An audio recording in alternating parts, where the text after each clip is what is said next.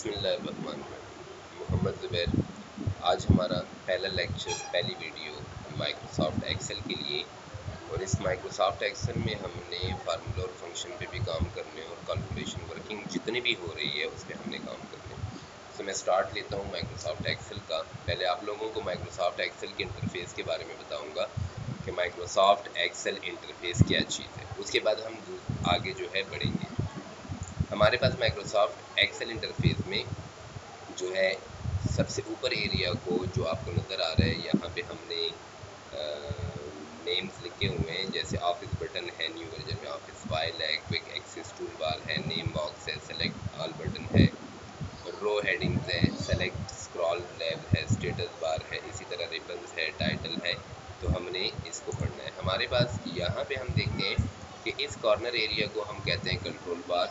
यहाँ पे जहाँ पे आपका नेम लिखा होता है इसको कहते हैं टाइटल बार। ये वाला एरिया जो है इसको क्विक एक्सेस टूल बार। ये हमारे पास जो नेम बॉक्स लिखा होता है या फाइल नेम आपके पास मेन्यू है जहाँ से आपका फाइल रिकॉर्ड निकलता है। होम को हम टैब कहते हैं। ये हमारे पास सारे टैब्स हैं और हर टैब पे जब हम क्लिक करते हैं तो जो ओपन आपके पास हो जाता है, ये हमारे पास रिबन्स है। हर टैब में फिर डिफरेंट ग्रुप्स है, जैसे क्लिपबोर्ड एक ग्रुप है, फॉन्ट एक ग्रुप है, तो ये ग्रुप नेम एंड ग्रुप कहलाते हैं। इसमें हमारे पास ये टूल्स है, जैसे कट, कॉपी, फॉर्मेट, पेस्ट वगैरह, ये टूल्स है हर एक में। इसी तरह यहाँ पे हमारे पास नेम बॉक्स है और फार्मूला बार है। नीचे हम आते हैं, ये हमारे पास कॉलम नेम्स और रो नेम्स नंबर दिए हुए हैं। नीचे आपके पास शीट्स है, जो करंटली आपके पास एक शीट्स है, इसमें मोर देन 1000 शीट्स आप लेके आ सकते हैं। मतलब 2010 से लेकर 19 कोई भी वर्जन हो, 13 हो, 16 हो, 19 हो, आप उसमें मोर देन 1000 शीट्स लेके आ सकते हैं। सही है। हमारे पास जो लास्ट जो ग्रीन एरिया आपको नज़र आ रही है, हमारे पास स्टेटस बार है। ये हमारे पास स्क्रॉल है, इसको हम वर्टिकल स्क्रॉल और हॉरिजॉन्टल स्क्रॉल जो है ये कहते हैं। हम आते हैं टॉपिक की तरफ। हमारे पास एक्सेल में सबसे पहले हम थोड़ा सा जूम करके कंट्रोल पकड़ के आप माउस का व्हील जो है वो घुमाएं तो आपके पास ये जूम हो जाएगा। हमारे पास रो की तादाद कितनी है, हमारे पास कॉलम की तादाद कितनी है, हमारे पास सेल की तादाद कितनी है, सबसे पहले हम यही जानते हैं। तो हमारे पास 1,48,576 रोज हैं, 16,384 कॉलम्स हैं, और ये हमारे पास, इनको मैं मल्टीप्लाइड कर देता हूँ, ये हमारे पास इसमें सेल्स हैं। अच्छा, हम अगर डायरेक्टली इसको फाइंड आउट करना चाहें तो भी कर सकते हैं। देखिए, आप इस बटन पे कॉर्नर पे क्लिक करें तो ऊपर आपको 1,48,576 रोज एंड 16,384 जो है ये कॉलम बता रहे हैं। फिर आप इसको मल्टीप्लाइड कर दें तो आपके पास सेल की तादाद जो है वो आ जाती है। हम अगेन आगे जाते हैं कि एक्सेल किसे कहते हैं। ये रोज एंड कॉलम्स इसलिए पहले डिफाइन कर दें ताकि आप हमारे साथ अटैच हो जाए। हम आते हैं कि बेसिकली एक्सेल की डिफिनीशन क्या है। Excel is an Microsoft office spreadsheet application that lists you stored, organize and analyze information. Means it's specially used for calculation, documentation.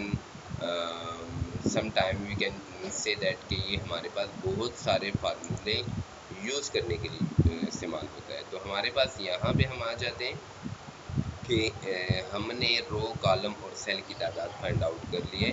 Then again हम चाहते हैं कि हम यहाँ से जैसे कि मैंने आपको बताया कि अगर हम कोई नंबर लिखना चाहें, और नंबर के लिए मुझे क्या करना है, नंबर के लिए यहाँ पे मैंने 1 क्लिक कर दिया और मैं चाहता हूँ कि ये 1 जो है मेरे पास ड्रॉप ड्रैग हो। मैंने यहाँ से इसको कलर, इसकी राइटिंग को कलर यहाँ से दे दिया। सही है। अब मैं क्या करता हूँ, मैं कंट्रोल पकड़ के अगर इसे ड्रैग करूँगा तो ये ऑटोमेटिकली मेरे पास क्या कर लेगा, नंबर ले आएगा।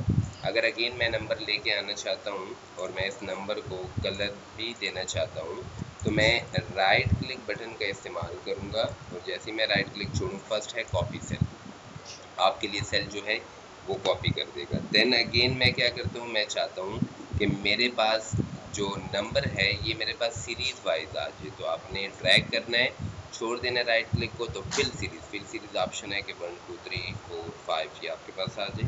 देन अगेन हमारे पास 1 ऑप्शन, और मैं राइट ड्रैग करता हूँ, मेरे पास फिल फॉर्मेट ओनली। अगर मुझे सिर्फ कलर चाहिए बैकग्राउंड का तो आपने fill format only pay click करना है। अगर आपको से एग्जांपल मैं यहाँ से आके ड्रैग करता हूँ और आपको सिर्फ जो है राइटिंग चाहिए, तो फिर आपने यहाँ पे क्लिक करके कॉर्नर में आके इसको ड्रैग करना है। हमें फिल विदाउट फॉर्मेटिंग, सिर्फ हमें फॉर्मेटिंग के अलावा डेटा चाहिए तो आपको दे देगा। सही है। अच्छा, ये हम थोड़ा आगे बढ़ते हैं। मैं क्या करता हूँ कि इस डेटा को डिलीट कर देता हूँ। बिल्कुल, आप अगर मिसाल की बातें क्लियर करना चाहते हैं तो मैं यहाँ से वाइड कर देता हूँ। मेरे पास जितना भी डेटा है मैं इसको फर्दर ही, अगर से एग्जांपल हम आते हैं कट कॉपी पेस्ट वगैरह को यूज़ करते हैं, लेकिन उसको यूज़ करने से पहले मैं कुछ ऑपरेशंस आपके साथ शेयर करना चाहता हूँ। मैं यहाँ से आया, मैं यहाँ पे से example plus minus division and multiplication operational level का जो काम है वो मैं आपके साथ शेयर कर रहा हूँ। सही है। तो अब हम इसे यूज़ करते हुए किस तरह आगे जाएंगे। मिसाल मेरे पास ये डेटा है और इसी ऑपरेशन को मैं ऑपरेशनल फार्मूला को यूज़ करता हूँ।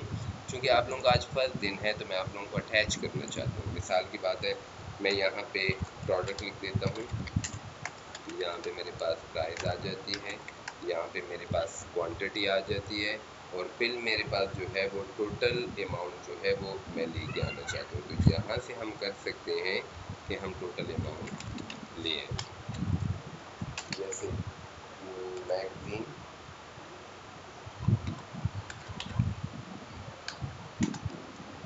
मेरे पास टूथपेस्ट, फूड, कैंडी, लॉन्ड्री, सही है, शैम्पू। मैं आ जाता हूँ इनकी प्राइजेस से पहले मैं इनको क्या करता हूँ, सेलेक्ट करके यहाँ से आप इसको कोई भी कलर दे सकते हैं। आप अपने जो राइटिंग आपने की है उसका डिज़ाइन चेंज कर सकते हैं। जैसे एग्जाम्पल ग्रीन मैंने दिया। मेरे पास जो प्राइस एंड क्वांटिटी मल्टीप्लिकेशन है उसको मैं येलो कलर देता हूँ, और मेरे पास जो रिजल्ट है उसको मैं डार्क ब्लू कलर देता हूँ, ताकि ये मेरे साथ प्रेजेंटेशन वाइज अच्छा लगे और राइटिंग इसकी जो है वो सही है। अब मैं आता हूँ, ये मेरे पास जब कभी भी आपके पास यहाँ पे आप डेटा लिख रहे हैं तो आप अपने इस पे सेट आउट कर सकते हैं। अब मैगजीन मिसाल की बात है, मेरे पास मैगजीन की प्राइस 250 है, टूथपेस्ट की 350 है, मेरे पास 500 फूड के हैं, 600 कैंडीज़ के हैं, लॉन्ड्रीज के 900 है, शैम्पू जो है मेरे पास से एग्जाम्पल 650 का है।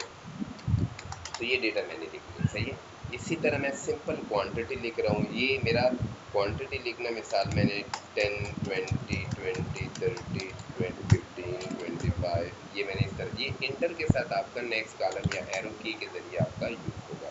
हम आते हैं ऑपरेशनल फंक्शन की तरफ कि हमने किसी डेटा को मल्टीप्लाइड कैसे करना है। तो इज इक्वल टू, ये हमारे पास जो C5 आपको शो कर रहा है, ये हमें C जो है ये कॉलम के लिए और 5 जो है ये आपके रो के लिए यूज़ कर रहे हैं। सही है। तो यहाँ हमारे पास C5 का ऑप्शन जो है हमारे पास यूज़ कर रहे हैं। हम देन मल्टीप्लाइड करते हैं कि भाई हमारे पास अगर एक की कीमत ये है तो 10 की क्या होगी। सेकंड हमें रेड उसमें शो कर रहा है D5, D मीन्स कॉलम और 5 मीन्स, तो ये सेल का जो नेम है ये हमें यहाँ पे भी शो करेगा और यहाँ पे भी शो करेगा। सही है।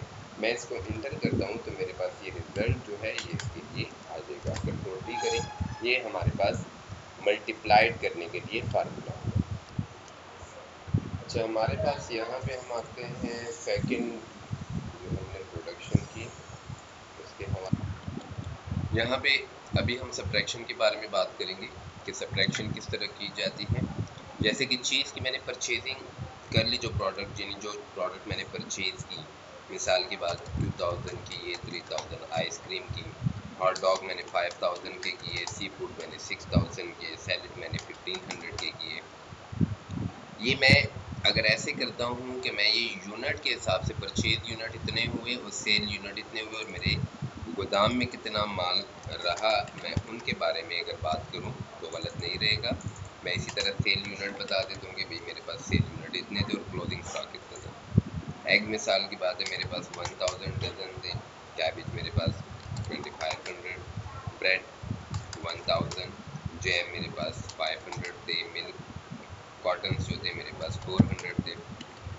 अब इसमें मैंने जो सेल आउट कर ली है तो उसके लिहाज से मैं कर दूँ, मिसाल 1500, 1500, 2500, 3500, 1000, 800, 1500, 800, 250, 300। अब मेरे पास स्टॉक कितना रहता है? अगर हर सैटरडे को मैं ये फाइंड आउट करना चाहूँ तो मेरे पास परचेज माइनस सेल यूनिट, तो मेरे पास यूनिट कितने बचे?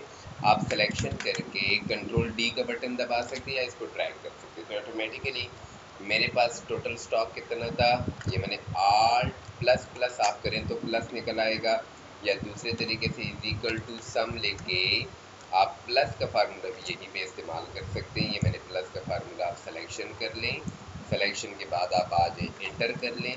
दूसरा, अगर आप इस तरह नहीं करना चाहते step wise, just is equal to लेके इज इक्वल टू मस्ट है, फार्मूला या फंक्शन के लिए इज इक्वल टू मस्ट है, आप क्लिक करें, देन प्लस क्लिक करें, देन प्लस क्लिक करें, then click, then egg units, then salad, then seafood, then hot, then ice cream and also then चीज।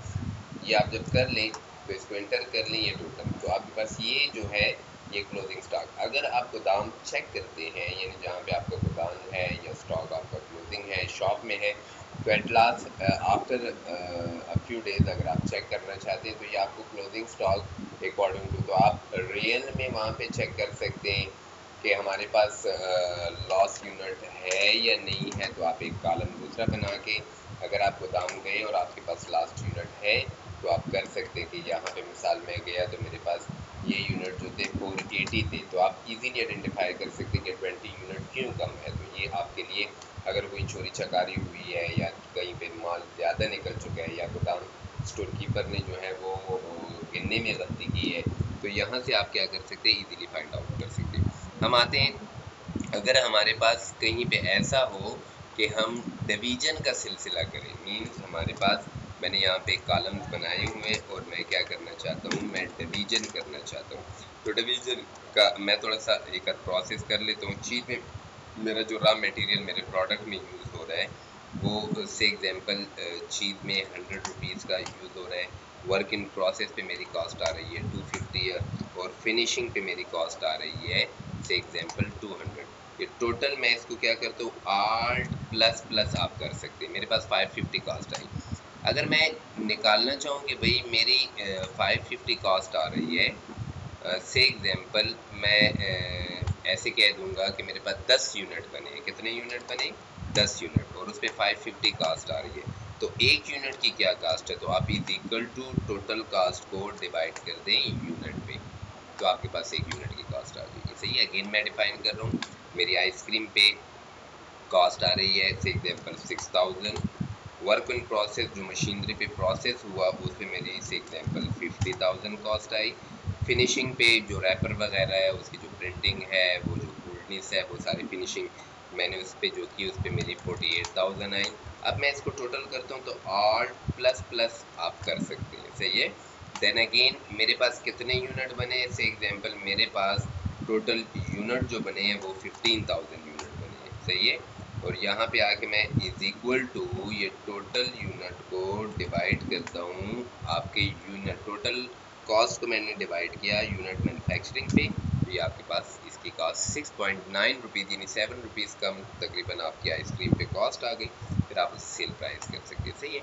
तो ये एक मैंने डिज़ाइन बनाया ताकि आप लोगों को सीखने में आसानी हो। आज हमने सिंपली, मैं इनको डिफ़ाइन करता हूँ, आज हमने जो फार्मूला किया, हमने प्लस का किया, हमने माइनस का किया, डिवीजन का किया, तो हर फार्मूले के लिए हमने तरीका ये किया कि आप लोगों को बताया कि आपने किस तरीके से करना है।